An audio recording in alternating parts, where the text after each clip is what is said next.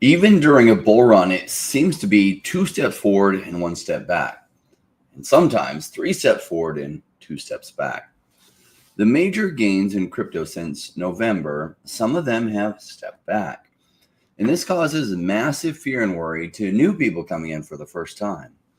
What it most often is one of your last chances at great prices before the bigger run in the bull market, and before that bull market runs away with the prices.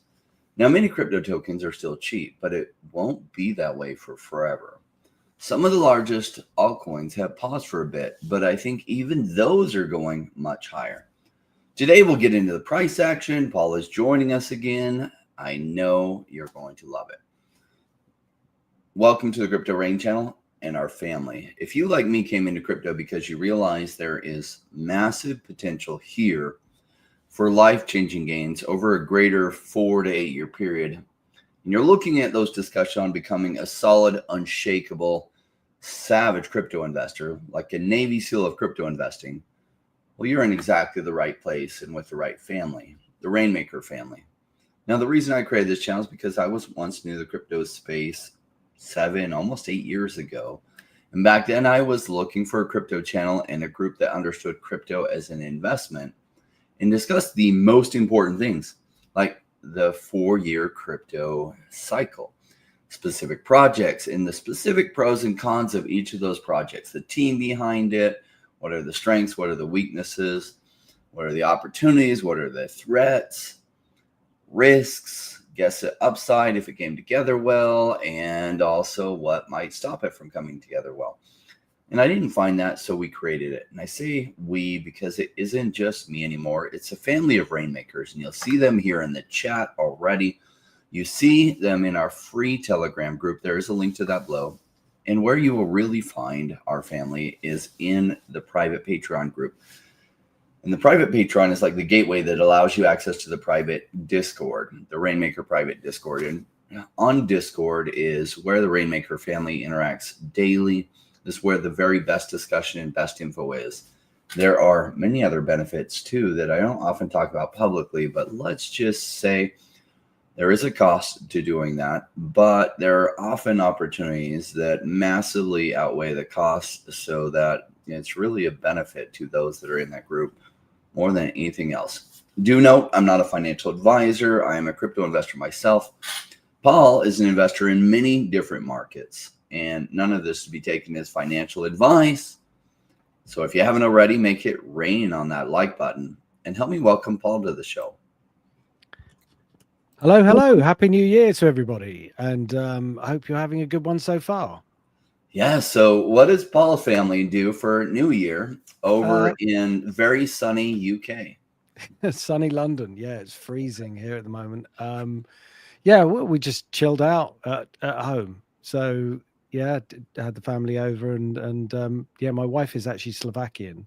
So we had Christmas Day on the 24th, which is kind of different to most people who have Christmas Day on 25th. So yeah, so I ended up sort of having 2 Christmases, which was very nice. But yeah, so made some resolutions and stuff and ready for this year, which is going to be a great one. And it might start off a little bit slow, and that's to be expected, because what I can tell you right now is from my time working in investment banks, a lot of the people who don't have kids, this is the time they take off holiday, because they work through Christmas and then they go skiing or doing all the things the first couple of weeks. So the first few weeks of Jan, things are going to be slow still. And I wouldn't read too much into what's going on in the price action. But, you know, we're here looking at the big picture as always. And the big picture, I think, is set up to be a pretty interesting 2025. And as we've said all the way along, we're going to be looking for signs of a market top at some point. Whether we get that this year or next year, I'm not sure, but it doesn't look like we've hit the top. But it does look like we're hitting some volatility, which actually might affect Bitcoin more than some of the other coins. So it'd be interesting to see whether this volatility in Bitcoin is going to encourage some movement into the altcoins, or allow some of the other bigger coins to rally, like ETH, which I think technically is looking very interesting, which perhaps we could just pop that in as Yeah. one along the way.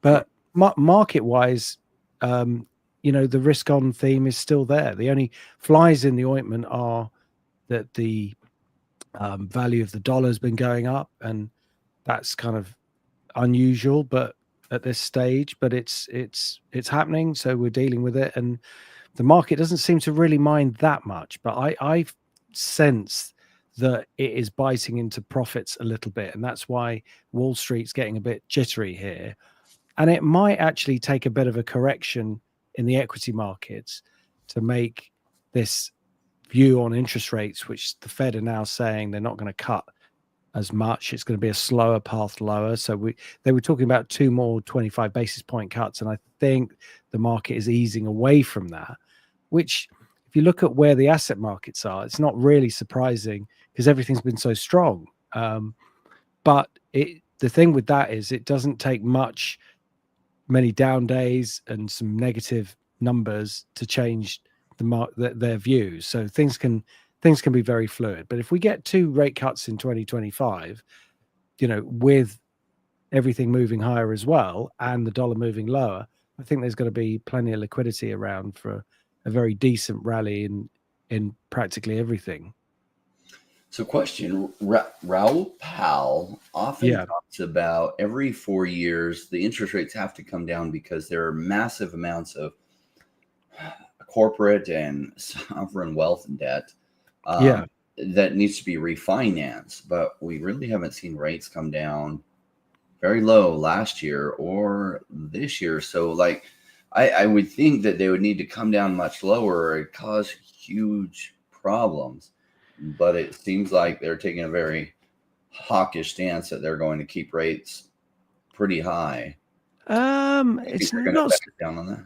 Yeah, it's not that they're saying that rates are going to be high. It's just that they're saying they're not going to cut them as quickly. So that's the hawkish tone that they're coming out with. So it's not that rates are going up or no one's talking about rate increases. Yeah, which is that would be.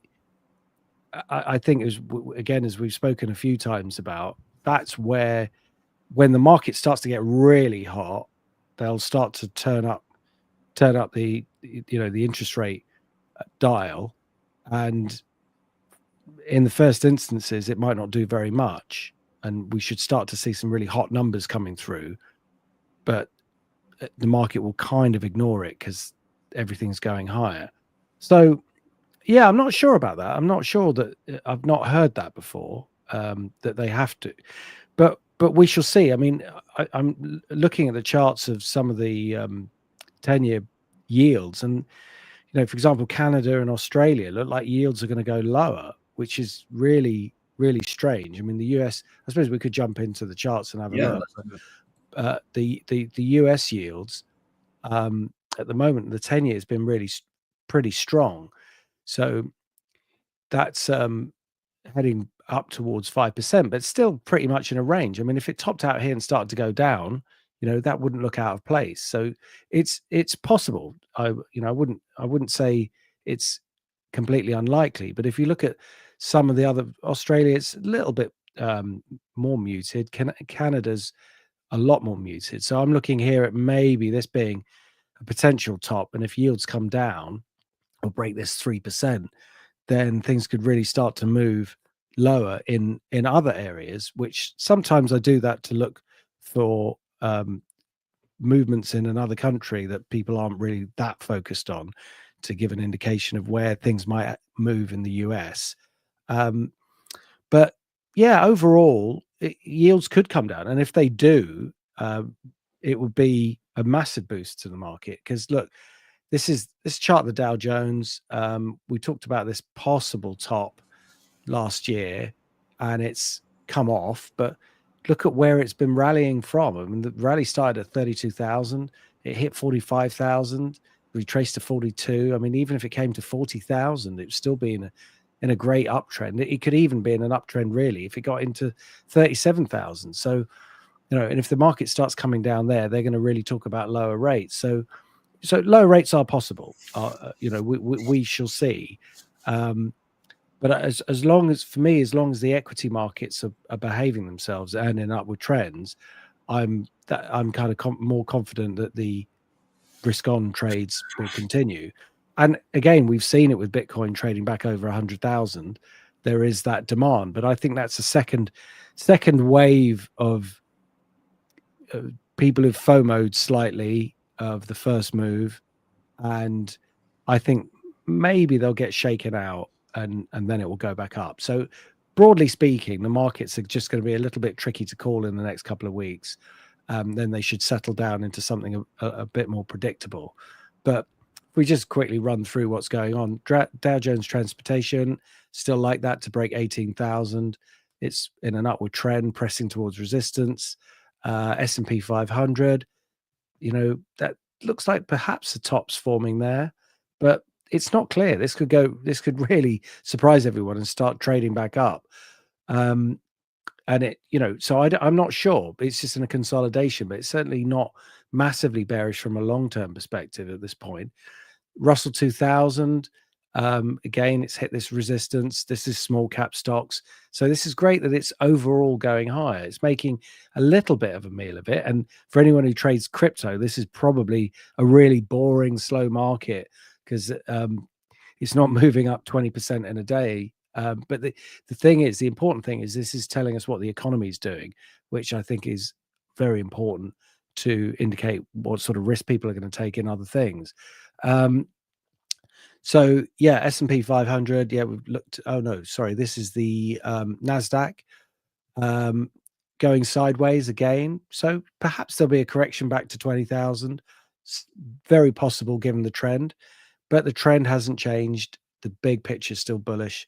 So we'll have to just wait and see. As far as other things, we've got gold and silver. Gold looks possibly like it might want to break up. It's in this consolidation, and we'll see if it can break this upper resistance line and start heading back towards 2,800. But also, this is a little bit, we've got to wait and see because it's also looking very nice for a potential short-term top. So it's not really following what the dollar's doing either. And Trump is going to be in soon. So if the wars are going to start ending, the premium for gold will go down. But the market should have seen that anyway. So I still think this trend is good longer term, even if it does correct. And it's just an indication of risk on. Silver starting to move. I think platinum is in a range, but at least it's moving higher. And palladium, maybe that's basing out. So we're looking for that to do something interesting.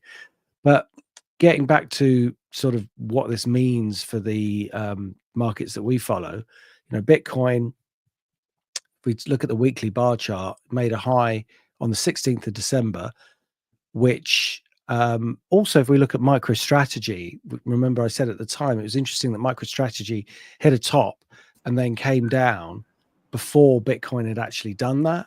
And MicroStrategy has been in a correction, and Bitcoin it's made another high, but it's not made a new high. So I'm really interested in watching that closely. And so Bitcoin's going sideways. This is getting a little bit messy, potentially toppy, potentially coming back to sort of 84, 85,000 in the context of a longer term bull market. So this actually might give people an opportunity to get in. When it comes to ETH, I just like the way it's pressed against these two resistance points, and it hasn't broken its all-time high. And overall, the chart is still looking bullish. So, it's for the moment, it's a little bit in neutral. It's kind of stuck here. But you remember when we were talking about it down here, we said it needed to break 28.17, and it's broken it. So there's no reason to sell it, given that it's gone through that resistance point. So overall, I think things are still looking very positive. The markets broadly are looking bullish. The only thing, as I mentioned earlier, that's a bit of a fly in the ointment is the dollar is rallying quite aggressively, or has been, since September. So since September all the way to now, January, we've got this massive move up. Some of it was war, some of it was the expectation of the Fed changing their policy, which they have. And if you're buying dollars now because you think the Fed is going to change their policy, that's a classic buy the rumor, sell the fact. It would be time to sell. So I'd be very interested to see whether this prints another weekly high. And if it doesn't, I'd start to suspect we've seen the top. Going to need confirmation, but it'd be interesting to see whether it struggles around here for a bit, and then we get this move down, which should supercharge everything. Yeah, and it will.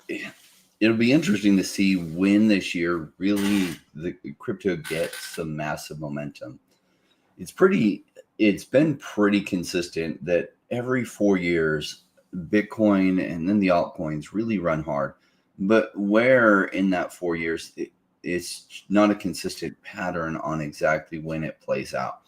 So I'm looking at it and I can see the engine revving up for it, ready to go. But I suspect actually it will happen, a lot of the action in the next couple months. And then maybe it pulls back and then maybe it continues to run, or that's where the action is for this bull run. But it's probably not that far away, and this might be a good opportunity to scoop up those ones that you've been looking for, that the prices are down, because at a certain point they're probably going to run away from you. And the hard thing about buying when things are high is that your potential upside from there is less, and your risk that it reverses on you from there gets really, really high.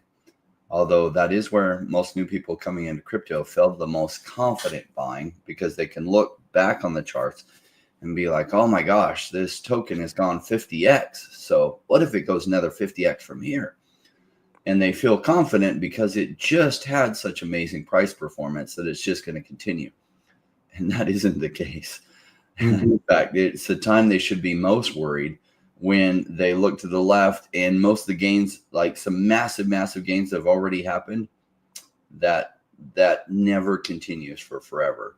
And so the higher it already is, the more risky they should feel. But the reverse is how they feel. They feel like because it's done so well, it's just going to keep going well. And we call that recency bias.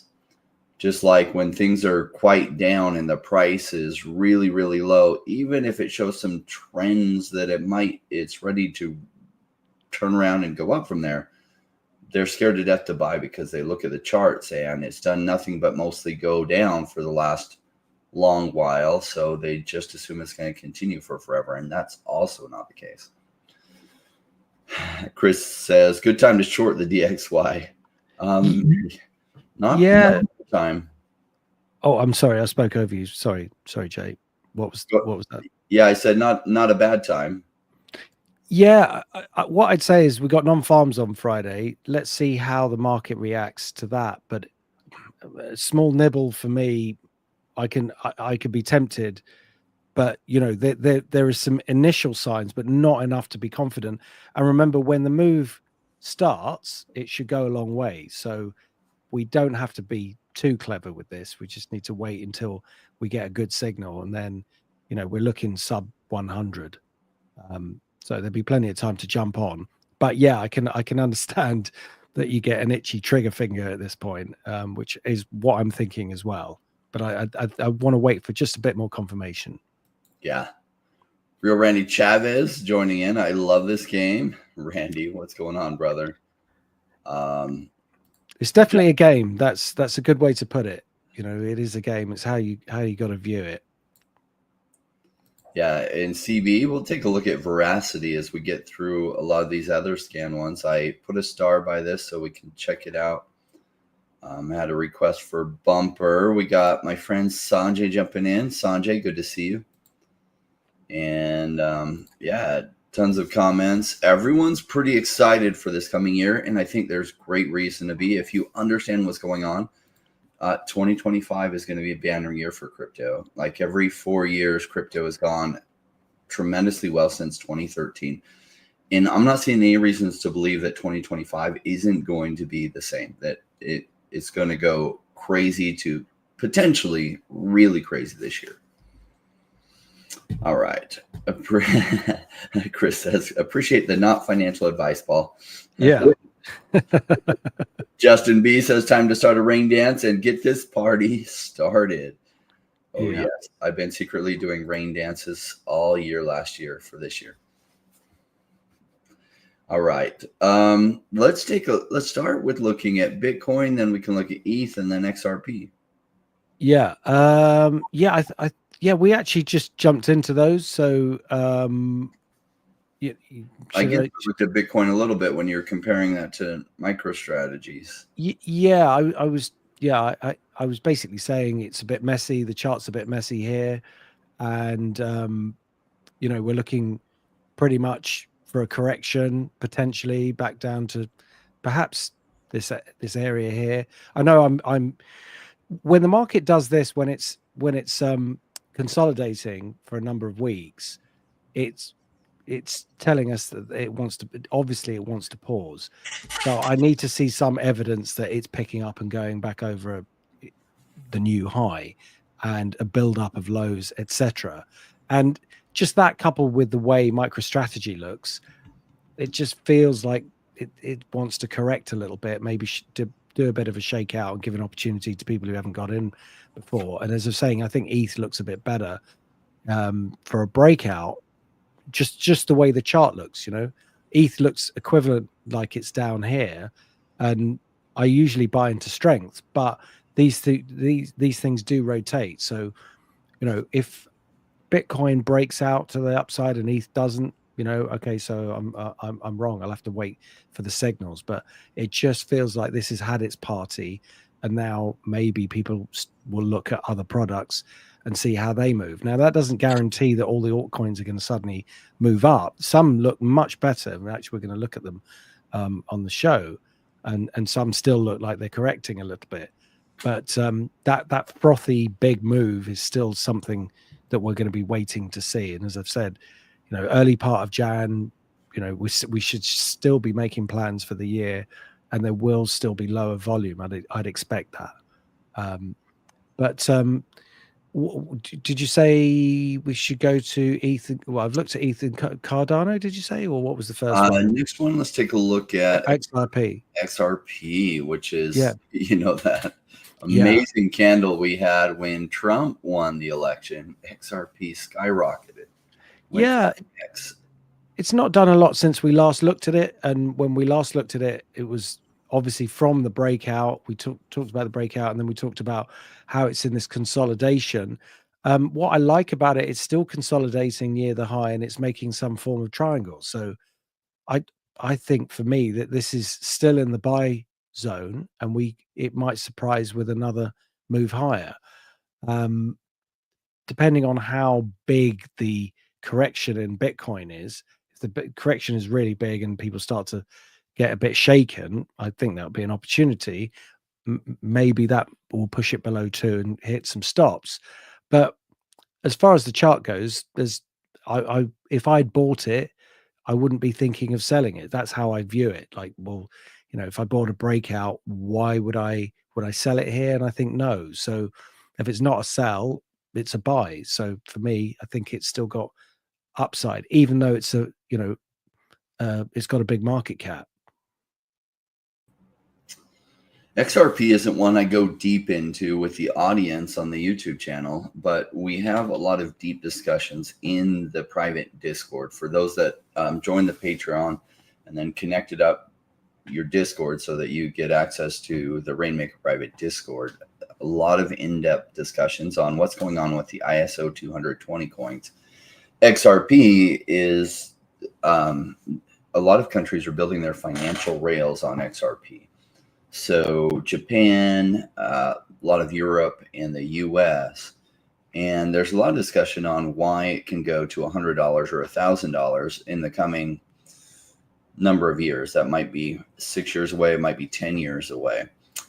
So XRP, I really love as a long-term hold because I don't know when a lot of this stuff will take place. And there's a lot of information that may take place sooner than I had been thinking it was going to, but I really don't know.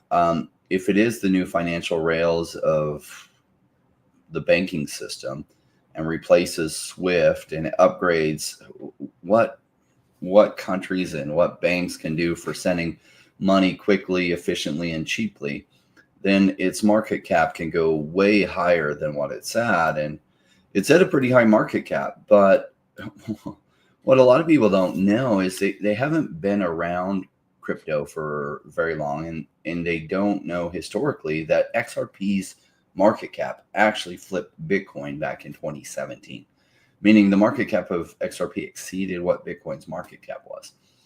And so we're always under this impression that Bitcoin's market cap is always going to be the highest ever. And potentially that's true, but that's not necessarily true.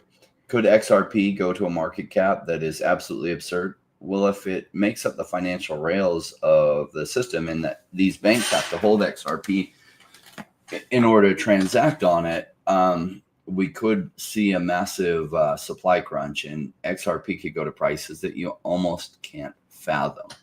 And so a lot of what I don't do is I don't invest in these blue chips with high market caps. And I hold a little bit of XRP, but when I'm taking profits on a lot of the stuff that I'm in, I'm going to be looking at XRP's price and market cap and decide if I'm going to put some of that money into XRP for the long term. And if XRP hasn't gone to crazy prices like $100, then probably I will. If it's already $100, it's like, well, I missed that boat, and maybe it will come back at some point, because I like XRP for a long-term hold, just like I like Bitcoin for a long-term hold. All right, so at this price, is it a buy? I think it's a buy for those that are just planning to hold it for 10 years. Instead of holding Bitcoin, they want to hold XRP, or maybe they're holding Bitcoin and XRP, and it's kind of a long-term play. I like it for that. So as for a shorter-term swing play, it looks like it wants to break further to the upside as well, but I especially like XRP for a longer-term hold. I had a friend, that I know, and she asked me, she had bought $10,000 worth of XRP like 3 years ago, and she paid like less than 50 cents a piece for it. And she asked me like October, like, oh, I have all this XRP and it's doing nothing. Should I sell it? And I said, I don't think so. If I had it, I wouldn't be selling it. I'd be waiting till it's over $100. And she said, do you really think it'll go over $100? I said, I think the chances are really good that it does. And I said, do you need to roll that money into anything? She's like, no, I just put it away there. And like, I'm okay. And I'm young. Like I could hold on to it. I was like, yeah, I think you're positioned well. Like probably in 10 years, I think it goes to over $100, and maybe it's much shorter than that. She's like, that would be crazy. And it's like, yeah, I mean, that is what can happen on these early investments in something that is taking the internet to places that it couldn't go before cryptographical encryption combined with blockchain. So some of the gains can be tremendous. Let's take a look next at AAVE, which is one of the leaders in DeFi. And we haven't really seen a DeFi run since 2021. And I like to look at AAVE as an indicator of, is DeFi going to run? Yeah. So this chart, I think we've looked at it before. It's been accelerating to the upside and is looking really good. It's built its base. It made its top, had the correction, went through the long period of sideways price action that probably everyone got bored with, and now it's accelerating back up. It's possibly gone a little aggressive, and it may need to correct a bit. But this chart here, this pattern, I should say, is quite an interesting one, because it's forming some form of potential continuation pattern still. So it's within the zone of a continuation pattern, and all that means is that the market is pausing and then potentially waiting for another strong push. So even if it doesn't do that and it comes back to the trend line, it's still in a reasonable upward trend. So it's a much cleaner chart than many others that I've seen. So for me, it's still a buy. Yes. Now, what's interesting about AAVE is this idea of DeFi really came around in was started in 2018 once Ethereum had smart contracts. And AAVE's been around for a long time, but they used to have a different name. So for Paul, it's a buy.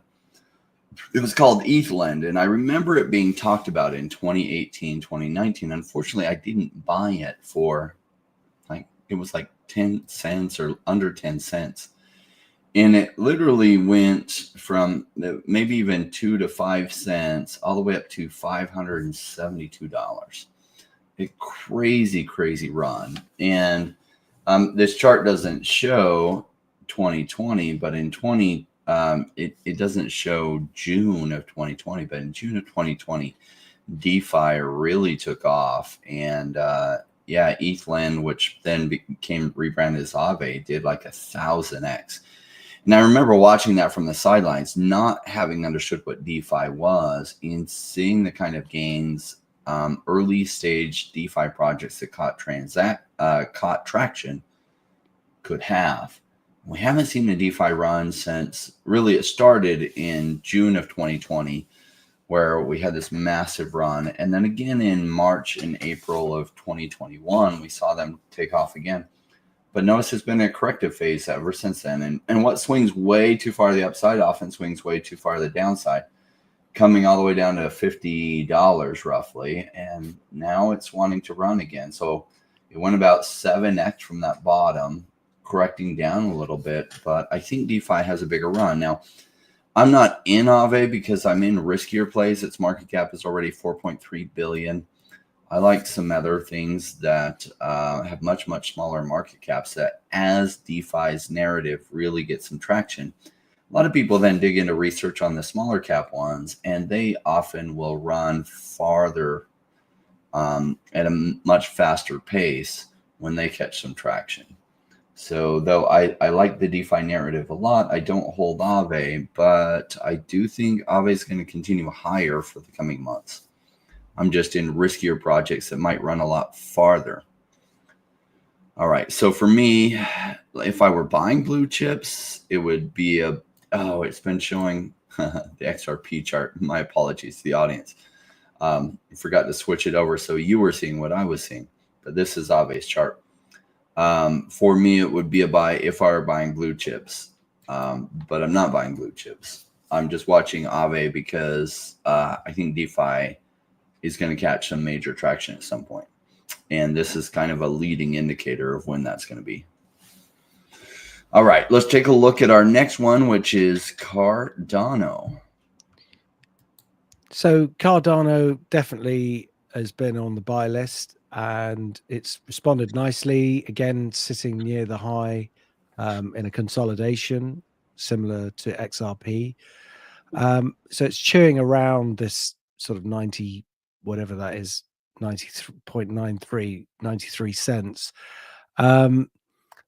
But overall, I like the direction of the chart, and I think it will try for at least $3 over this period and potentially higher.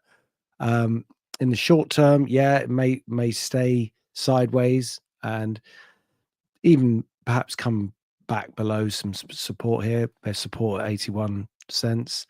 But what I'd really like to see, it's gone sideways for long enough.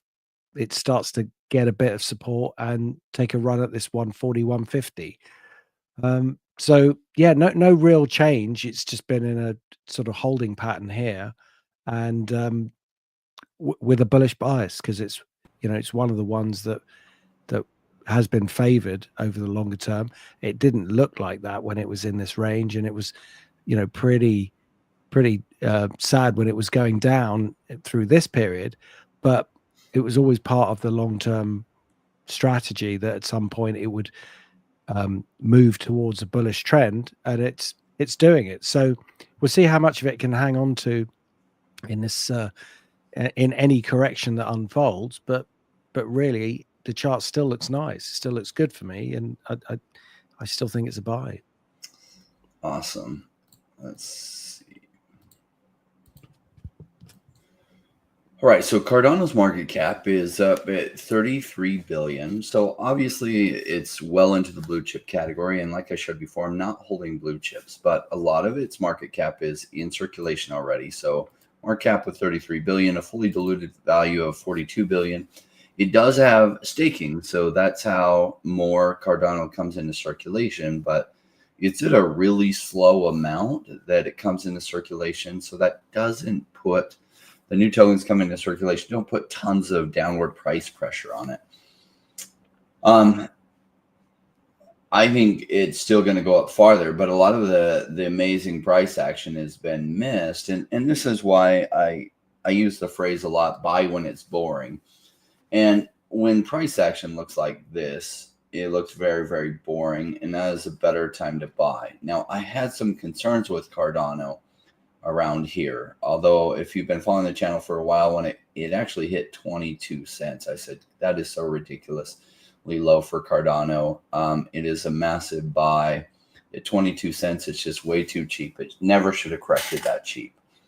As we got further into the bear market, I was getting concerned that they weren't getting new development on Cardano. And for a layer one blockchain to really survive, it needs a lot of new development on it. I was encouraged that Chain, one of our strategic partners, built a bridge to Cardano, which is fantastic.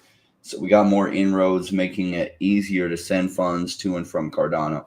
And Chain was doing a lot of cool things with Cardano, working on making NFTs that can send to and from Cardano, the blockchain, or you can buy them, say, on an ETH sidechain, buy an NFT on Cardano, hold it on your ETH sidechain wallet, but it's actually a Cardano asset, and doing some cool things that make it interoperable. But what I was hoping to see was more development on Cardano. However, with Trump's win and Charles Hoskinson being on the panel of like the cryptocurrency future and having the ear of the Trump administration, I think they're going to get a lot more development on Cardano because of that powerful position. So I think he's done the right things, that Cardano is probably going to be around for the long term. I felt like it was always going to do okay in the coming bull run just because all boats rise, and that's why when it was so cheap here at 21 cents, it was just way too cheap.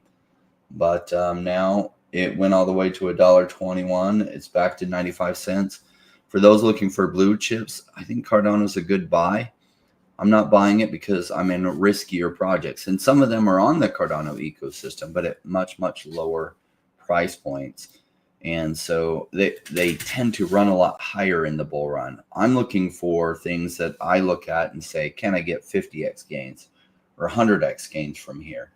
Cardano, I look at it, it's like, well, if you get 10x gains from this price point, you're doing pretty well.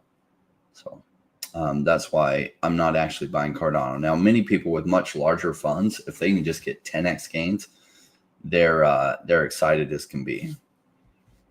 All right, let's take a look next at DEVVE, which has had some interesting price action. Yeah, so you may remember. Oh, it's just zoomed in. That's it. Let's come back out. So you remember last year we were looking at this ascending triangle pattern, or this bullish pattern, potentially to trigger over $1, and it looked like a high conviction trade, to be honest, because the way it was moving up from this trend and the way it was pressing this very important round number, all the things seemed to align to it breaking out at some point, and the probability seemed to favor the upside. So it has taken that resistance out and, you know, moved very nicely up to 125. Trend is still up. So sometimes these things come back to the breakout point. So you might see it back to $1, which should hold as support, because resistance reverses and becomes support. But there's not many levels to suggest as tops. I mean, we'd be coming up to $2 around here. Obviously, it didn't sustain over $2, so that would be the next major target for it. And then beyond that, we haven't got any more data, so we'd have to just look at the chart as it unfolds. So for me, it's a buy, still a buy.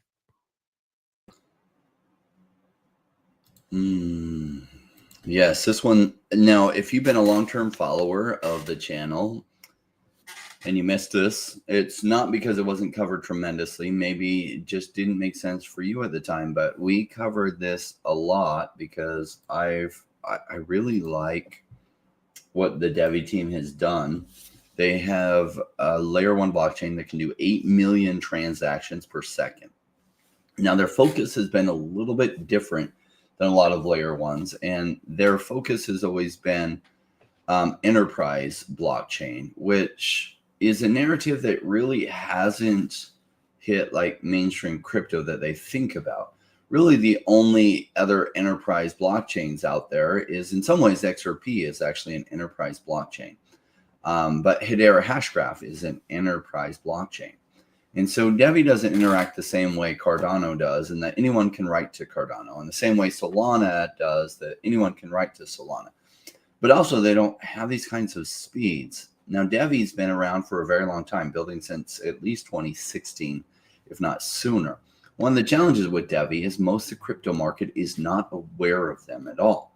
They're not aware that they can do 8 million transactions per second. They're not aware of many things happening with DEVVE. And in the past year and a half, they developed a new way of running exchanges that are like DEXs, but they have the speeds of centralized exchanges. And in fact, they take care of some problems that exchanges think about all the time, which is what they call a float. And a float is where, say you're trading on Robinhood and you buy 1,000 shares of Tesla. Well, you'll see that your account gets credited for the 1,000 shares of Tesla, but the actual trades haven't gone through. And sometimes the price of the 1,000 shares of Tesla might go up, and the exchange itself has to eat that difference.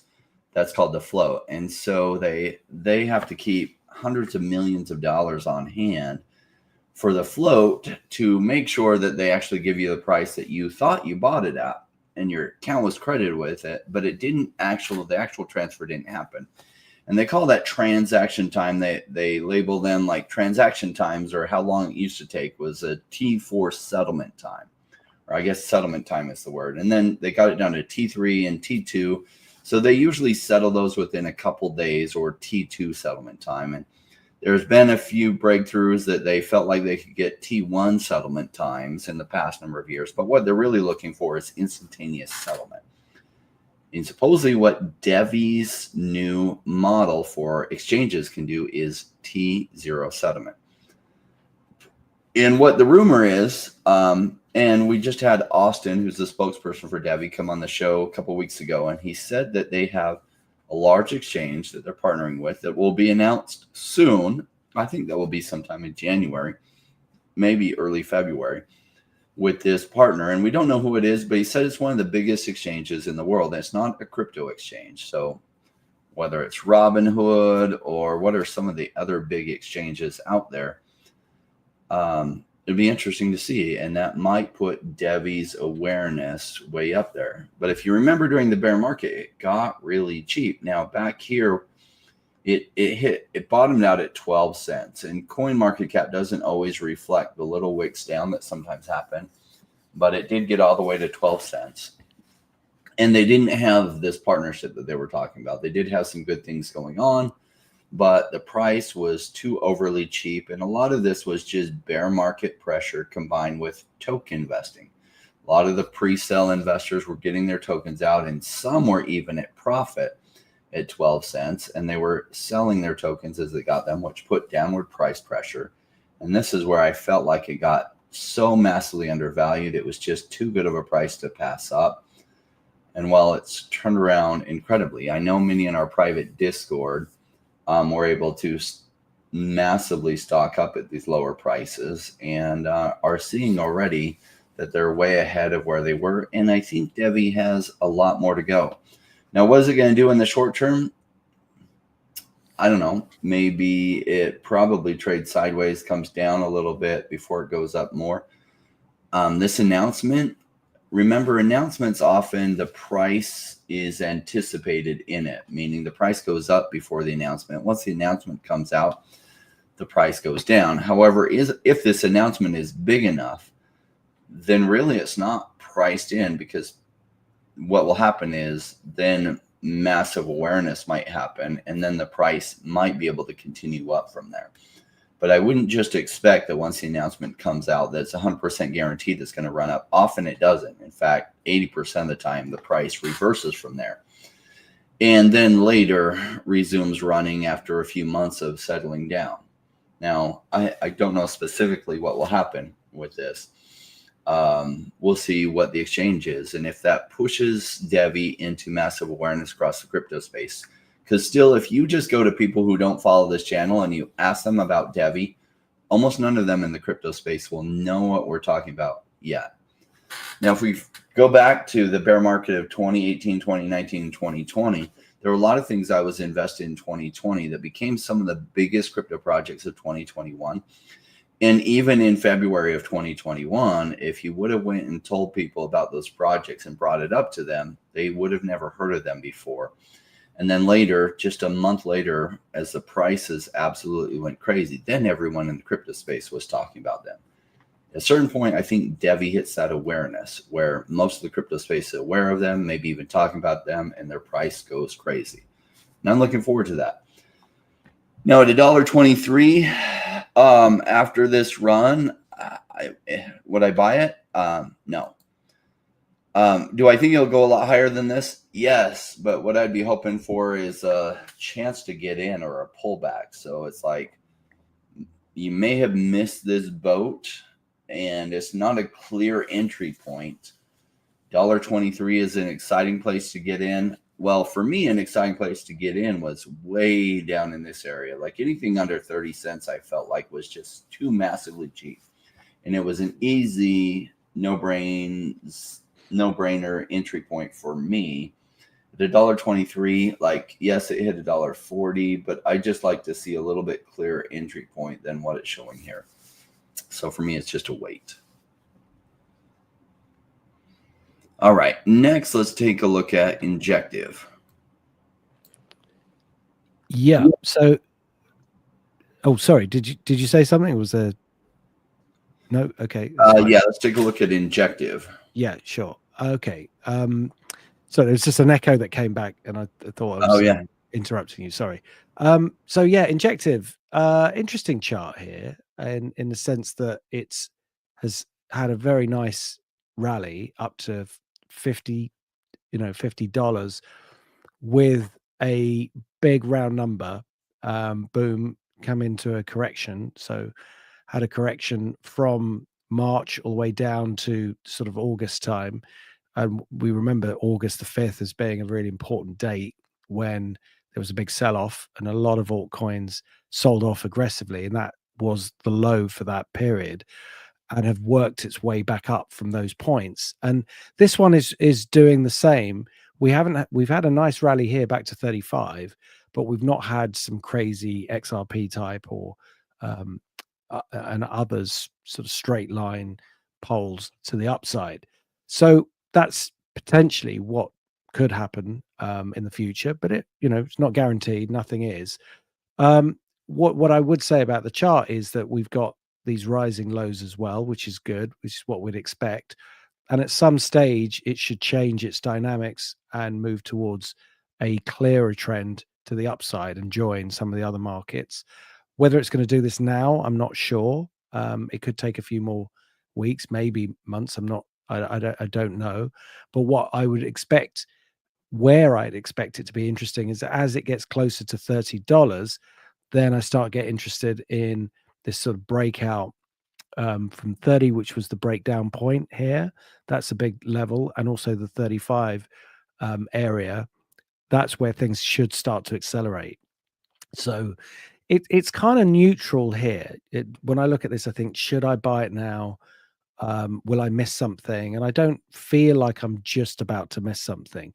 But if it was from a long-term perspective where I just buy it, put a stop in it, and look at it in 6 months' time, then I would buy it. I would say, yeah, it does look like it's got upward potential, and I'd put a relatively tight stop in, and then kind of forget about it and see where it goes. So short term, I think it's a wait. Longer term, it does look like it should move with everything else to the upside in the broader bull market. So I will fall on the side of it being a buy and say that that's more of a long-term view rather than a short-term one. Yes. I like Injective a lot. It's one I've liked for a long time. The price isn't as juicy as it once was in what I like to do. So this was one I liked during the bear market a lot, and the prices came down tremendously. Now, then the prices ran away, and you saw every major crypto channel talking about it and like buy, all the way at like $50. And this is why I don't like to chase into like everybody talking about things. And I like to look for a good entry. I also don't assume everyone's my risk analysis and my comfort level with risk is different than other people. So I try, especially on this show, to cover projects that wouldn't necessarily fit my risk analysis, but might fit other types of things. Like some people are newer in crypto. They don't know how to get like their own MetaMask wallet or other decentralized wallet and buy things using Uniswap. And so they pretty much might just buy on Coinbase or Binance. And they're much, much more conservative than I am. And I try to cover, especially on this show, things that might be good for their appetite. So like one of the things I like about Injective is fairly easy to buy, even for new people. The market cap's a lot higher than the riskier stuff that I'm buying, but I feel like Injective is a lot less risky than stuff I'm buying. It's also, in my opinion, at a better price point. So it went all the way up to $50, come down to $20, and it's at this lower trend line. And I think this goes a lot higher in the bull market. So for people that don't have the crazy risk appetite that I have, Injective, is one that maybe you look deeper on and see if it's right for you. I rate it I'm not buying it. I rate it as a buy because where the price is for those looking at blue chips, I like it. Quick address on the comments. 3D, if you think DEVVE is going to drop, good luck with that one. Wait and wait. Look, you may be right. And I didn't say I think it's going to drop. I would be waiting for a new entry point if it does drop. I really don't know what it's going to do. I don't know how this announcement's going to go. And if it is something really big, like 3D says, big exchanges for DEVVE, what, like NASDAQ, that would be a really, really big exchange. And that could be a big deal because probably it would get covered on major news sources, something like that. And it depends on what is the nature of the quote unquote partnership. But the partnership is like, we're building out the new exchange model for NASDAQ. Holy cow. We haven't had that kind of announcement before in crypto. That would probably bring awareness of DEVVE to everyone. And say that came soon, would there really be a chance for a correction downward? No. Now, is $1.20 price on DEVVE, is it good for like probably what I think this can go to? I think DEVVE has a chance to end up at over $100. Will it? We'll see. I mean, it was all the way as cheap as 12 cents. So if it goes to $120, that literally is 1,000x from the bottom. That's some crazy, crazy price runs. But if they're doing big things like partnerships with a major exchange, and maybe that major exchange is something like Robinhood, or maybe it's something bigger like NASDAQ. I mean, NASDAQ building on blockchain technology on something like DEVVE. One of the challenges DEVVE's had is this credibility gap. Oh yeah, you say you can do 8 million transactions per second, but can you really? Like, who have you done it for? If you can do that fast, why aren't you partnering with major companies out there? If all of a sudden they're partnering with somebody really big like that, then that credibility gap is just completely nullified. Credibility is there. And then people wake up to, oh, it must be able to do that. Holy cow, why haven't I thought about it? And in that environment, the price will run like crazy. All right. Next one to look at is SUI. And I like SUI a lot. Let's see what's going on with its price action. Yeah, SUI again is one that has been at a very smooth upward trend. It's been on the buy list. It's hit a big level over $5 and had a correction off it, which is to be expected given that not everything else is moving higher. So things that have moved up, to be fair, are kind of swimming slightly against the tide as we feel we're in a bit of an early correction in January. But overall, there's no more resistance points for me to to look at on the actual chart itself. Certainly not on this chart. Let's see if I can get another one. Yeah, there's no other resistance points. So whilst the trend is up, I stay with the trend. The trend rate has been fairly consistent. If it did correct back down to $3.60, that wouldn't be surprising given the direction it's moved in and for how long. But overall, I like the strength in it, and I think it should have more upside longer term. So for me, it's a buy. Yeah. Now, I like what SUI is doing. I don't buy into this kind of chart pattern, but I like SUI a lot. I think SUI ends up being one of the blockchains of the future. And a lot of Facebook's research into blockchain, and they were going to launch their own token, and then they got shut down by governments who were like, we don't want you to have that much power. We don't trust you. A lot of that got put into SUI. And so SUI, I think, is going to do really, really big things. And I like it. And I had a chance, I know somebody associated with the team, and they were looking for really crypto channels with good credibility to partner with, and offering a big over-the-counter discount if I want to buy SUI. And I told them, I said, I really like what SUI is and doing. Here's the challenge. The market cap is outside of the market cap of what I buy. So I'm not going to move massive funds into it, even though I think SUI thing. But I mean, the good thing on your end is I'll be covering SUI for free because I like it for a blue chip. I like it a lot. And so you don't have to give me the OTC discount, but I'm also not going to buy any because it's just outside my parameters. But I think SUI is great for my audience, which is really what I cover, is ones I think are great for my audience, realizing that many of you are in a different situation, or some of you are in a different situation. Your risk appetite isn't as high as mine. You want blue chips that are less risky, that you can move a lot of money in and out. And SUI's on Coinbase. It's on Binance. So the major exchanges, if you're in the United States, you can get on Coinbase. If you're outside the United States, you can get on Binance. And there's major volume there, so it's easy to get. However, it's gone almost 10x, and I don't buy in this kind of green candles. I don't chase these kind of green candles, so I'd be looking for a better entry point. What I do like is things on the SUI chain itself that are newer projects that haven't had that kind of run up, that are riskier and have better opportunities. So though I like SUI, this is not an entry point. This is a wait point for me, even though I think SUI makes it long term, and that they're doing really good things, and the blockchain's transaction speeds are good, their costs are low. I like what's going on with SUI. I just never, like, even if I were buying blue chips, I'm not going to buy into something that's gone almost 10x in the last number of months.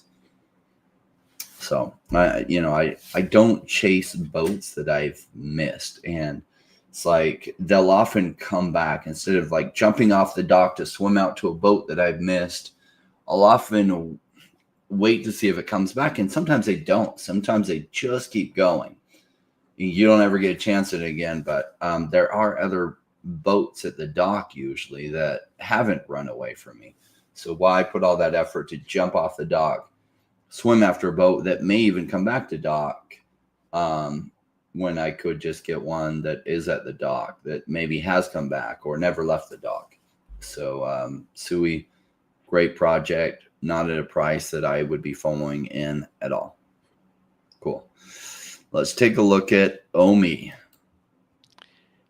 So OMI, yeah, it's having a bit of a correction today, and as we can see, the chart has become quite volatile, which I guess is to be expected. The breakout buy point we had was pretty much where it is right now, 3607. That was the breakout point, and in the first instance, obviously people jumped on the prices to take profits. That's short-term trading.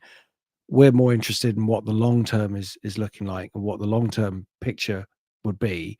And it's come back as a retest. Markets do that sometimes. It's done it once before and bounced. It's coming back again today, as we can see. It's still going to be volatile, I guess, until we get into a smooth trend. but we have at the very least got a pattern of rising lows, which is far more positive than it's been in a long time, especially, you know, through this period. So it's still a buy, a cautious buy, but it's still a buy. Where I would start to get a bit concerned is if it gets into this sort of area below this support point. Then for me, technically, things are starting to show a reversal from the breakout point, and a bit more, and then that's where I would have to sort of cut it and then wait for another entry. But for the moment, it's still a cautious buy. All right. I love OMI at this price. So I am buying some more. I already have the price locked in, and it's right around this price. But I'm buying another 15K worth of OMI. I freed up some money from something that had gone up, like, I don't know. It had gone up a ton. I think it had gone up 20x from what my dollar cost average price was. And so I figured, even though I think what I'm selling still has a lot more upside, maybe it goes 5, even 10x from here. I just look at relative to what I think OMI can do from here, that OMI is way, way down, that OMI could go 50x from here, 100x, 200x. And so I've been selling some, I sold some of that other one for OMI. And the other one is it's done well. I've already taken on profit, so I have very little position left in that other one. Even though I still believe in it, it would just ran early versus other things. This is one of the things I like about diversification. So I was able to sell that being up 20x, roll that into OMI. If OMI does 50x from here, realize that that's 1,000x gains on that money, which is why I'm making that play. Now, some people are scared to death of charts that look like this, because it's like, oh my gosh, it does nothing but go down. And you hear Paul. Paul is definitely more conservative than I am. He likes more of a confirmation that the trend is turning around. And this isn't full confirmation, as Paul said, that the trend is turning around. It's just possibly turning around here, that it's got a higher low. In fact, let's look at this chart. So it broke to the downside, and here I shared that I thought, even though I thought OMI was a great price, it's going to break to the downside. Sure enough, it did. And at one point, it touched all the way down here, which was just so cheap. But I think that's the low. I think that was the stake in the ground low, and that it probably is ready to go up from here. We'll see. A lot of what I buy is based on if I think the project is massively undervalued, because I don't have a magic crystal ball to know where the bottom actually is. So I just try to buy at prices that I think are massively undervalued. And I think OMI's massively undervalued at this price, in my opinion. And so for me, it's a buy at this. And I am actually buying at this price. So it's a buy. All right. We had in the comments section some ones to look at. 3D says SUI will be the Solana of the last run. Probably, right? I think SUI will get some massive momentum. A lot of projects building on it. I like SUI better than I like Solana. Solana fanatics probably super mad to have me say that, but you know, how many times has Solana failed in the past like 4 years and crashed and like had to shut it down and restart? Too many. It makes me a little bit uncomfortable with Solana's future with that. Now, maybe they solve it and that doesn't happen anymore, but most major blockchains have not had as many failure points as Solana has had to this date. Possibly it gets fixed and Solana makes it for forever, but I can't say I know enough about have they fixed the problems to be certain that that would be the case. All right. So our first suggestion was Veracity, right here by CB Marcel. VRA is the ticker symbol. Yeah. So Veracity has been on the radar, hasn't it? We have talked about it a few times, and the main thing with Veracity is it's been in this correction, and we've been waiting for it to kind of exit, and it's made some attempts. At certain points, it looked like, is it going to break lower? But it's held on. If we think of this as one shelf, it's held on this higher shelf, which is a good sign that it's looking to move higher. But it's not quite got the momentum behind it. And so it's been either a short-term buy or it's been a wait until we get a bit more evidence of this momentum changing. I think we're in the latter right now. I like the fact that we had a good breakout from what was a nice little short-term base, but it's still seems to be struggling to get through this downward trend line, which I think it will do. It's just a question of when will it do? Will it do it via a retest of this low, or will it just take a good run up in the next few weeks? I'm not really sure. We're kind of at a really neutral point right now, but I'd like to go with the macro scene as opposed to what this is doing. And if I'm looking at it just at this chart and I can only buy or not buy this, I would buy this for the longer term. If it was the only market I could trade, I might pick something else that looks a bit better technically, but I certainly, the higher it goes, the more interested I become that it will start to break out again. So yeah, so for me, in summary, it is neutral right now, but I think it will move to a more positive stance. Where I would get, I mean, I could just buy it here and put a stop below. We've got such a clean and amazing support area, 1, 2, 3, 4, 5, 6 points, pretty much. So I know where I'm wrong, which is what I always want to know.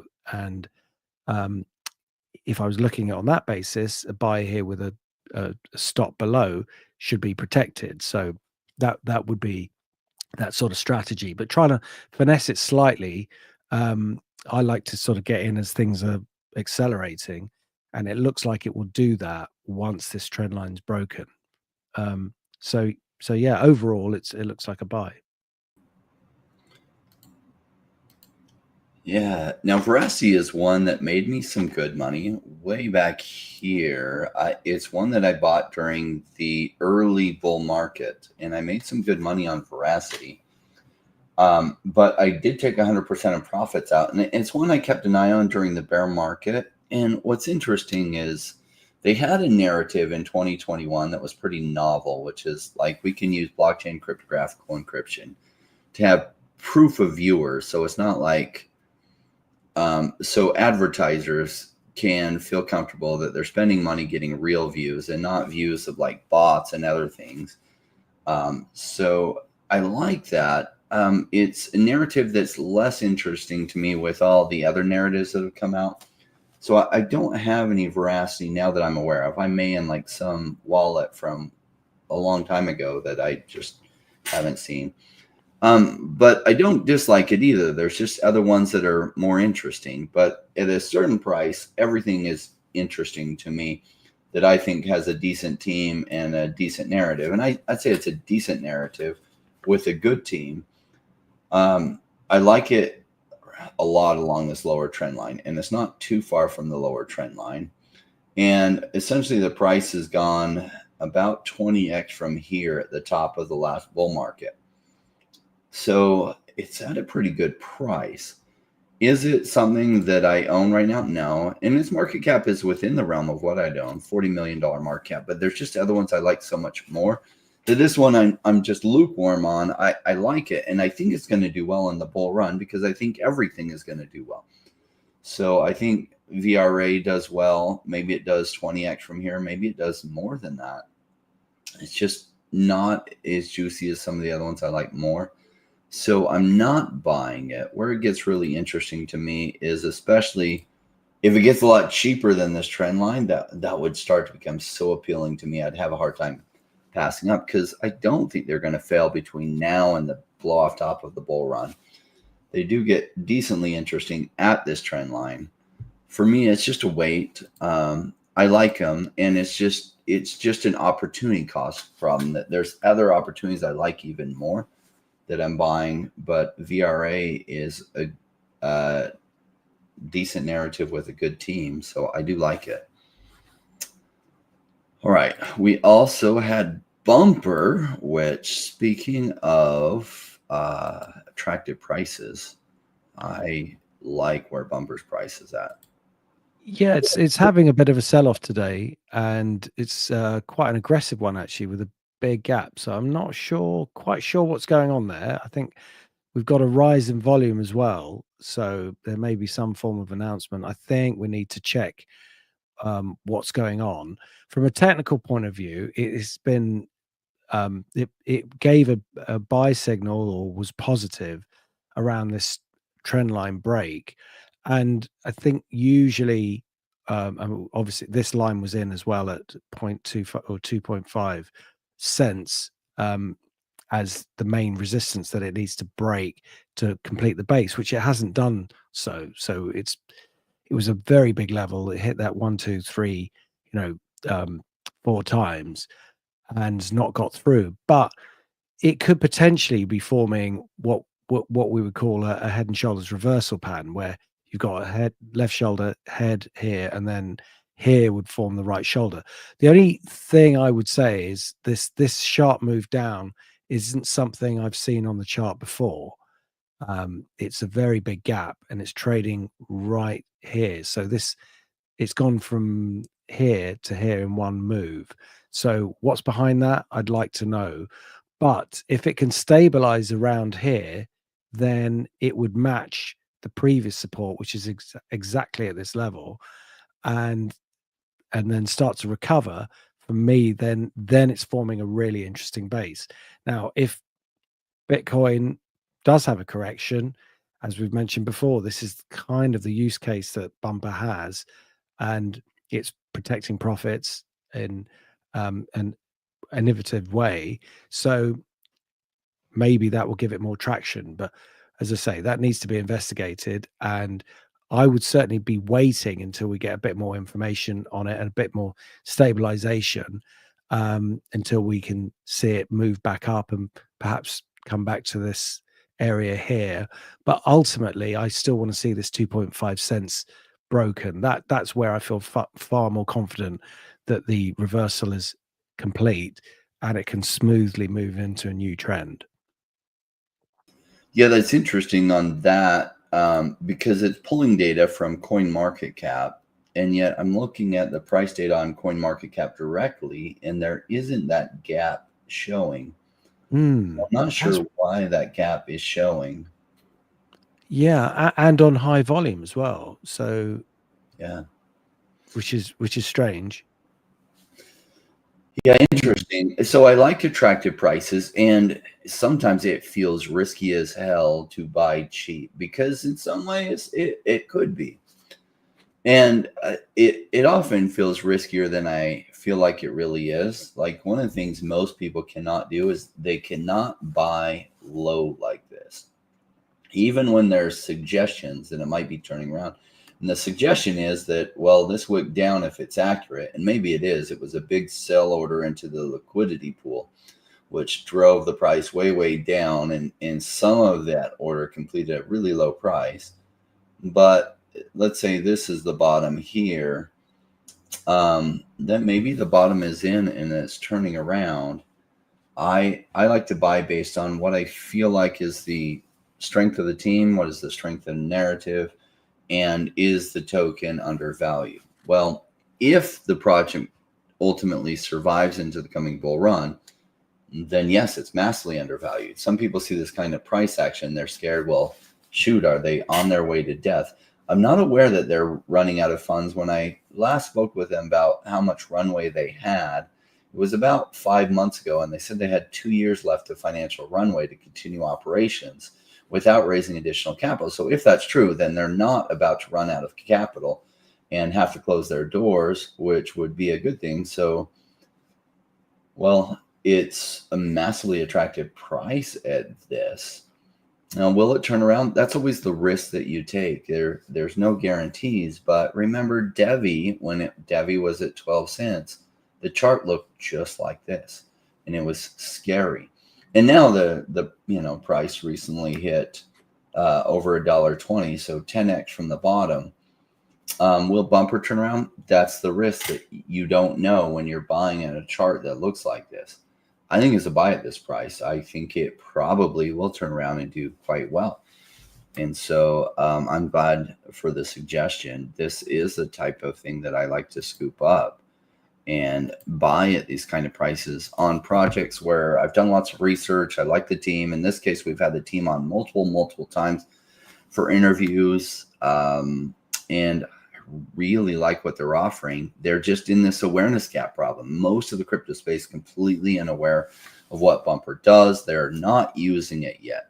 Will they become highly used in the future? I think they have good enough innovation that they will, but I can't say I know that they will.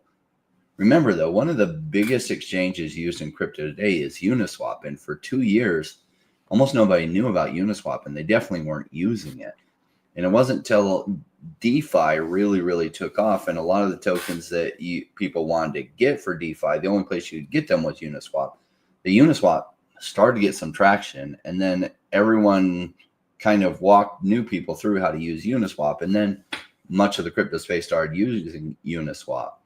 But for a long time, nobody knew what it was. They had no idea how to use it. It was a different type of concept for them. And so Uniswap didn't have traction. Some of the projects that did really well for me, like Axie Infinity.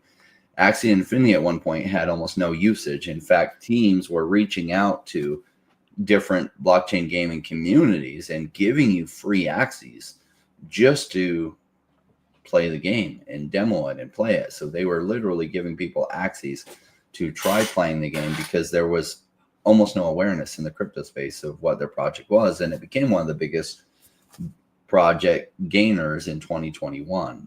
So sometimes there's no awareness. They have a good team, good project. There's no awareness. And then they hit the awareness. And that's where the massive gains happen if it comes together like that. So I like it at this price. Will it come together? I hope so. I have huge bags of Bumper myself. I also have huge bags of DEVVE, which we talked about earlier.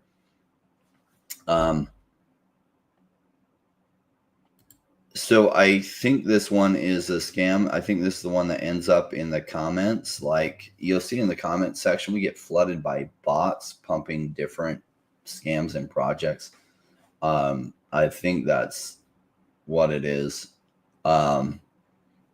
Anyway, if you check out the comment section, you see like 50 people posting on one token and like, oh, it's going to go to the moon. It's probably a scam. It's probably bots, and I don't have the time to like keep up with it and delete all those comments because the bots can put 50 comments in a matter of 10 minutes, and I'm not going to take an hour to go through and delete all the comments from the scam. So if you see something like that in the comment section of these videos, and it will get worse in the bull run, that's part of the sign. The bull run is there. Yeah. MVE believes bull run over. It's Bitcoin only. I don't think it's going to play out that way. All right, cool. Any other comments? I think that was all the suggestions. Was there one? Maybe there was one more. Hi, guys. Can you check out Cookie Token? It's an AI agent launchpad. Looks to be an AI agent infrastructure project. Sure. Blonde Rose. We'll check out Cookie. First, we'll have Paul look at price action. In the meantime, I'll be doing a little bit of research on the back end, see what Cookie's all about, and then I'll share some thoughts. Okay. I need to find it as well. Is that the code? Just Cookie? I don't know. Cookie DAO, maybe. Okay. Let me see. Maybe what they're talking about. Okay, let's have a look. Oh wow. Okay. Well, so this has been running, and this is something we needed to know about. sort of last. Is that right? Yeah, we should have known about this last year. What a great pattern! This is the sort of thing that I like to see. Let's just get it on a log scale. So decent. Did we talk about this? Oh, I've got some vague recollection. We've looked at so many markets, it's really hard to remember. But yeah, this is, I mean, the trend is up. It's just running. What can I say? There's not much else.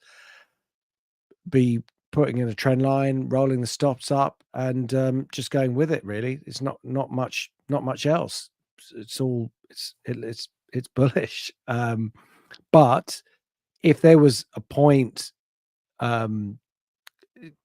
what I'd like to look for with these when these markets are running in this way is for a pause to get in. So like the one that we've got here. But also I'd like to have seen it a little. I mean, you might say, of course, you want to see it earlier because it's gone up a lot, but there are usually some initial signs that a market is turning. We got that with this big green candle here. I try and move this out of the way. It's a bit annoying when this window keeps covering up the chart, but you see how you got this big downward trend, it hits support, and then you get this first kickoff bar that tells you that the trend's moving, and then everything else after that's just confirmed the upward trend. So, you know, at the moment, there's no technical signs to say that the trend is over. That doesn't mean that it won't go down. It's just that there's no signs that I could say, no, I've got to short this. So if I'm not going to short it, then it means it would be a buy. But the other aspect of buying is, for me, I've got to find a good place to hide a stop or to, you know, limit my risk. And if I'm going to limit my risk, where do I put my stop? Probably all the way down here. So, you know, that's not as good risk reward as buying it at other points in the trend. But that doesn't mean it's still not going to go up. It just means that I'm obviously a bit late to this move, and I need to find a different sort of entry point. But overall, and also just bearing in mind, it's worth bearing in mind and saying, because we say this quite a lot anyway, we're dealing with the risky of the risky in these markets. So what comes with the territory is that there are big percentage retracements. So, you know, if one can move up that fast, it can move back down that fast as well. So that should be factored in as part of the strategy. Also, this is a relatively new market, and there isn't a lot of history, which adds the kind of risk parameters up even more. But that said, it's looking really good. So for now, it's a buy. Yeah. Goodness, this one is absolutely running away. Let me share. I say we'll look a little bit deeper on it, and I like to get a feel for what's going on behind the scenes. So here's their Twitter, and looks like we got 90,000 followers and cookie.fun. Well, they're in a narrative right now that is running, and it's the AI agent narrative. Now, the AI agent narrative is this idea that you can have an AI agent handle everything for you. Now, a lot of people are really hungry to be able to invest in AI because it's pretty clear how good AI is becoming, that it can solve a lot of things for us, potentially even be like, you know, humanity threatening.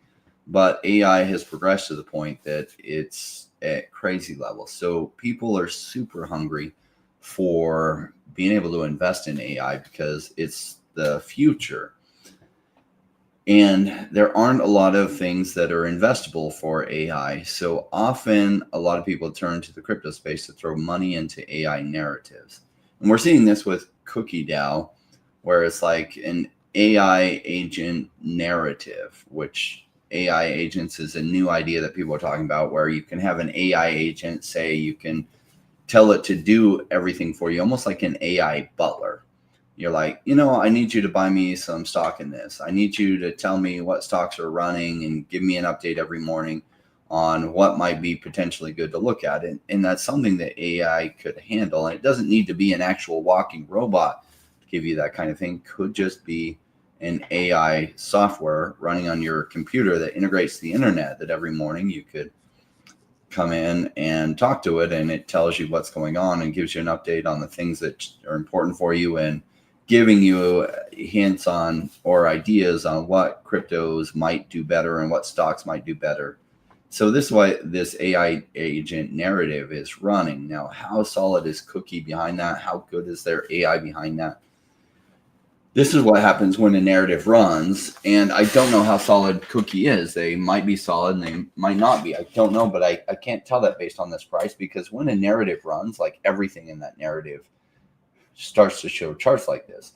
And this is why I think the bull market isn't over, because we haven't had a lot of runs like this yet. And as the bull market, we get into that blow off top, you see these kind of runs in just about everything. So it's gone 20x, over 20x, actually 30x to the top from where it was in just the 23rd of November to, you know, it hit over all the way up to like 67 cents. And now it's pulled back a little bit, but I don't chase the pumps that I've missed. And boy, that was a big run. That doesn't mean it can't run more.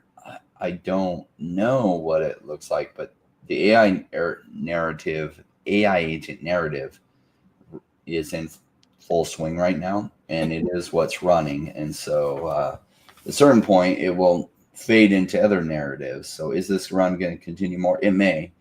20x for a narrative run like that, they can do a lot higher than that.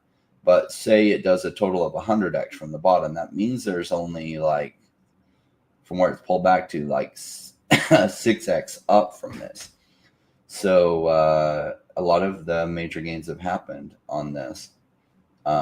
So good call to look at. I'm not going to be buying this, not at this price. To me, it's just a wait. I look at that and I'm like, well, there's a missed opportunity. A lot of the AI agent stuff, I'm just a little bit skeptical on the AI stuff.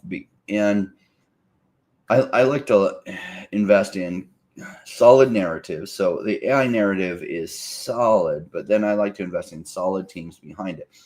And sometimes that holds you back and creates missed opportunities. And Cookie.fun is a missed opportunity in that, well, shoot, this narrative is running, and you could have invested in 10 different projects in the AI agent narrative, and 9 would probably be massively up, if not all 10. And you can do that in any narrative. I like to take bets where I know that the odds are stacked way in my favor. So I don't take bets where it's like I'm just betting on the narrative to run at some point, and I don't really know who this team is or how good they are, but I'm just betting on the narrative and then spreading it out in that narrative. I know some people that play it out that way, but I don't know very many people that are made solid gains over time playing it out that way. So interesting one, fun chart. It's good to see that. I think we'll be seeing that a lot more across a lot more narratives. So I'm not going to chase into this one for sure. All right. So for me, it's just a wait. Good suggestion. They're giving AI agents their own wallets. Interesting. I think Cookie is going to be like Chainlink for agents. It's one, if you're interested in the AI agent narrative, to look into interviews with the team and find out more about the team behind it, because teams are critical. How good the team is, what is their background, how connected are they, can make a big difference. So if you're interested in the AI agent narrative, you can look further into this. By all means, this is just my opinion. So maybe the AI agent narrative run has a lot more to go. And it is at $137 million market cap. If it does become like the biggest thing, AI agent narratives, and they can have their own wallets, and they can make good trades for you that you're averaging way more gains than losses, well, great. Then something like Cookie DAO would go a lot higher. But I don't know anything about the team behind it. And so that's why I cannot buy at this price. This would be a wait, if not like a sell, because the gains have been made if I had some. If I had been buying here, it's because I was either betting on the narrative to go well, or I had done enough research to know I really like the team behind this, and I'm really waiting for the breakout. Piste says some nice niche sophisticated projects there. Look up Axo, just an example is where the big X's can come from. Caps are low. Interesting. Cool, everyone. Well, that's all I have. Paul, any final thoughts? No, that's it. Just look forward to next week. Great to be back. Hope you all had a good break, and let's make it a good one. Awesome. Thanks for joining us, Paul. Thank you. All right. So AI can do amazing things, and DEVVE, and we have two strategic partners to this channel. We have DEVVE and OneChain. And Paul joins us from DEVVE, but he's really cautious about talking about DEVVE too much, especially he will not go into the price action of DEVVE with you. DEVVE has actually some AI associated with it, and that they hired these really, really good AI developers to do some predictive analysis when prices are changing. And they actually have some of their clients that use their AI that gives probabilities that prices are going to move a new direction, and are using that to trade successfully with it. AI can compute a lot more data than the human mind could even consider processing, and can spit out numbers. I think AI really is useful in a lot of things. Like AI can actually handle a lot of jobs. AI can handle like knowing when price matters are going to change, or predictive analysis based on data is what AI can be good at. So it's fun to see where that's going to go. Now, keep in mind, a lot of the AI projects, there will be all kinds of fly-by-night things as the narrative hits. Like we saw blockchain gaming's narrative hit last October. We saw all these fly-by-night blockchain gaming projects launch into that so they could raise funds. Realize that when they raise those funds, that's often their exit strategy. They're coming in just to raise those funds and sell their token and their idea based on that. But when they get that money, they're not even planning to continue development. They're just trying to capture those funds. And you'll see a lot of scammy AI projects doing that. I don't know that Cookie's one of those. Look out for it as the AI narrative really, really hits. This is why you want to look deeper into the team in the background, because a team with a huge background in AI is way less likely to be one of those fly-by-night companies that's just coming in to raise capital, and then they're going to buy their yacht and everything with the capital that they raised, rather than somebody who has a substantive background in AI, maybe a PhD and other things. They're not going to put their name behind something, raise funds on it, and then just disappear into the night with your funds. Yeah, this is exactly what a scam looks like. Do not be buying any crypto pre-sales right now that you can go to a website from the link, right? They're like, oh yeah, I'm buying this and it's still in pre-sale and it's discounted right now. If you're going to a website and putting funds into a pre-sale, 99% chance it's a scam. So, the comment section gets flooded with that one.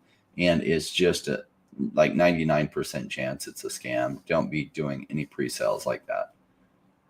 Cool.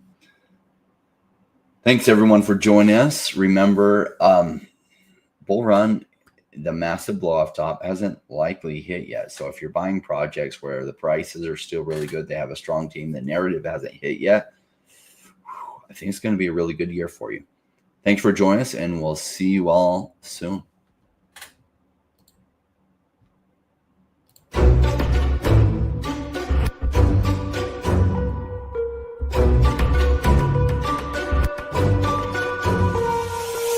To the space, chasing all of the gains, chasing the pumps and all of the hype trains. But like in life, shit, right before you could, it was told to buy when it was pouring like a rainmaker should.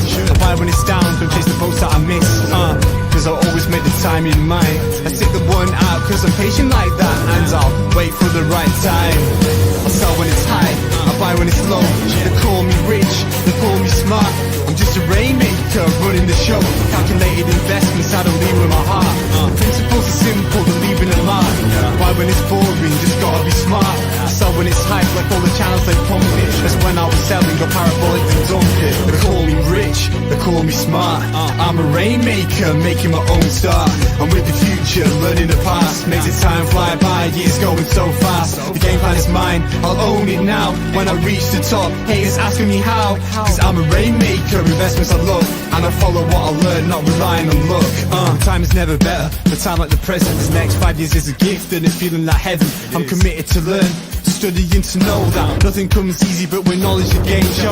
Sticking out this road, cause soon will come a bear market. Learning and growing, and when it's slow will be the target. They say it's come out, Bitcoin is dead. The massive decreases can get to your head. Sticking around, the time is better. I'm strong like that, I'll let the others be fretters. 2 years time, the ball will bring back the gains. That makes it worth the effort, cause here comes the rain. So let's go rainmakers, let's make it all happen. Let go of the hate, let the haters be crapping. I'm here for 5 years, let's do this together. The time is right, the time could be better. They call me rich, they call me smart. I'm a rainmaker, making my own start. I'm with the future, learning the past. Makes the time fly by, years going so fast. The game plan is mine, I'll own it now. When I reach the top, haters asking me how. Cause I'm a rainmaker, investments I love. And I follow what I learn, not relying on luck. Haters be hating, the time to slow down. Addressing what they say when I'm wearing my crown. They're chasing green candles like someone who was new. I got a vision that was bigger, helping me to push through. I'm still human and sometimes it is rough, and that's what makes me special, simply I stay tough. Cause I'm a rainmaker, investments I love. And I follow what I learn, not relying on luck.